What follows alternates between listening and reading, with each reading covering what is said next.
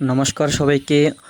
অন্নপূর্ণা ভান্ডার প্রকল্প নিয়ে কিন্তু শ্রীমতী অগ্নিমিত্রা পাল তিনি কিন্তু একটি বড় ঘোষণা জারি করেছেন যে ঠিক কিভাবে এই অনলাইন ভেরিফিকেশন করা হবে এবং কারা কারা ঠিক এই প্রকল্পের টাকা পাবেন এবং ঠিক কারা কারা এই প্রকল্পের টাকা পাবেন না। তো আজকের এই ভিডিওতে আমরা এই সমস্ত আলোচনা করব।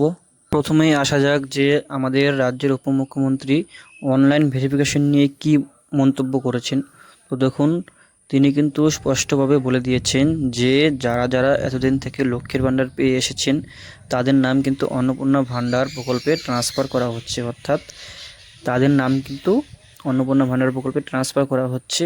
এবং তাদের যে অনলাইন ভেরিফিকেশন তারা কি করছে, অনেকেই যে নানান জায়গায় ফর্ম ফিল আপ করছে, কেওয়াইসি করছে। তো দেখুন, এই সমস্ত কিন্তু তিনি বলেন নাই, তিনি বলেছেন যে অনলাইন সম্পূর্ণ যে অনলাইন ভেরিফিকেশনের তথ্য আছে সেগুলো সমস্ত কিছু যাচাই করবে তাদের অফিস স্টাফ, এবং তারাই কিন্তু এই অন্নপূর্ণা ভাণ্ডারের সমস্ত কিছু যাচাই করবে। এবং তিনি এটাও বলেছেন যে কারা কারা এই অন্নপূর্ণা ভাণ্ডার প্রকল্পের টাকা পাবেন।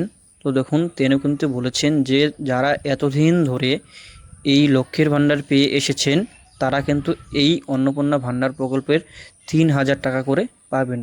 এবং এটাও বলেছেন যে যারা যারা সিএএতে আবেদন করেছেন এবং ট্রাইব্যুনালে আবেদন করেছেন তারাও কিন্তু এই প্রকল্পের সুবিধা থেকে বাদ পড়বে না, তারাও কিন্তু এই প্রকল্পের টাকা অবশ্যই পাবেন। এবার আসা যাক যে কারা কারা এই প্রকল্পের টাকা পাবেন না।